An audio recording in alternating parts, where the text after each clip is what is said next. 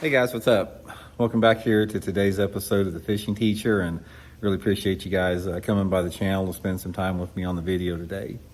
We are going to be talking about the thermocline today and sort of give you all a foundational understanding about what a thermocline is in a lake and how you need to approach it, how you need to change tactics and techniques.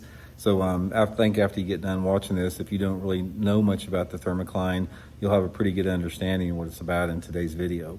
Also, guys, just wanted to invite everybody that Tackle Warehouse has got some really cool late summer, early fall sales on all their products right now. If you guys are interested in getting ready for the fall season fishing, I'll put my Tackle Warehouse link in the description. Using that link is a great way to support the channel. And also, I'll put my Fish the Moment lake map breakdown link in the description. We got our fall map breakdowns up on the site, so much appreciated you guys checking those out.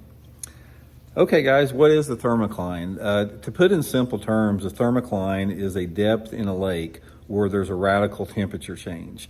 Usually, where the warm water mixes with the cold water, there's a stratification that takes place, and a lot of times this particular stratification level, or the depth of which there is the major temperature change, it's so pronounced that you can actually see it on your electronic unit on some of them if you dial it in right.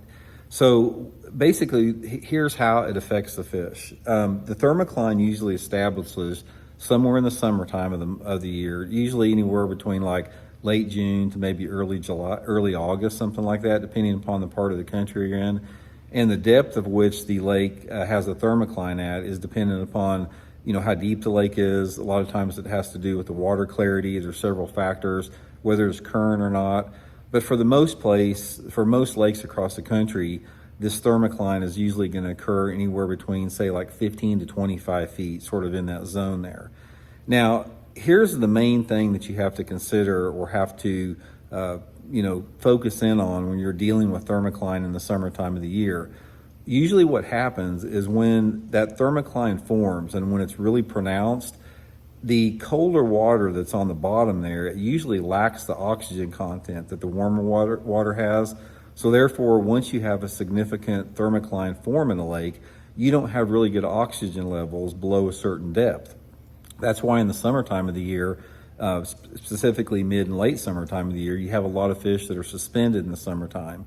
You'll actually have more fish deeper, like in the months of May and June, than you do in July and August, because that thermocline hasn't quite formed in May and June yet, and those fish can use that deeper water because the oxygen levels are still sustainable. But once that stratification takes place, those fish will move shallower. So that's why in the summertime of the year, if you're fishing deeper water, normally the best water depth for fishing deep in the summertime is less than 25 or 30 feet deep, and you have a lot of suspended fish. For example, like here in Missouri at Table Rock Lake, you don't hardly ever catch any fish deeper than 30 foot in the summertime once the thermocline has formed. And a lot of times those fish, the water may be 30 foot deep, but those fish will be suspended up, 3, 4, 5, sometimes 10 feet off the bottom. So that's the main thing, is in the summertime of the year, don't fish as deep once that thermocline, is set up there. The main thing that you have to focus on, in my opinion, when you're fishing a lake that has a very distinct thermocline, is to look for those suspended fish.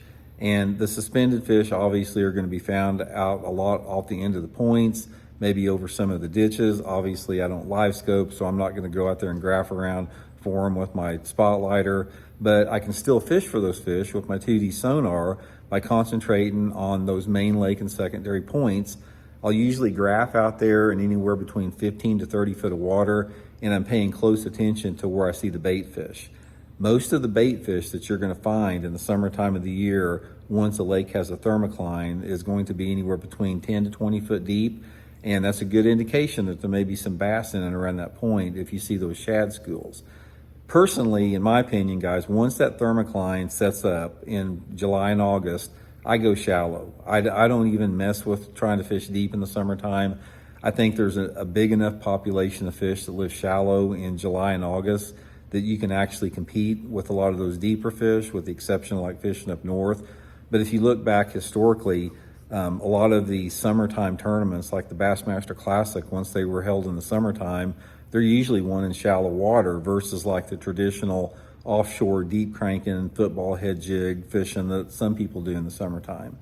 So the main thing is just don't let it intimidate you. It's just if you want to fish deeper in the summertime of the year when there is a thermocline, just stay shallower than 25 feet. Go even shallower to the bank or target those suspended fish.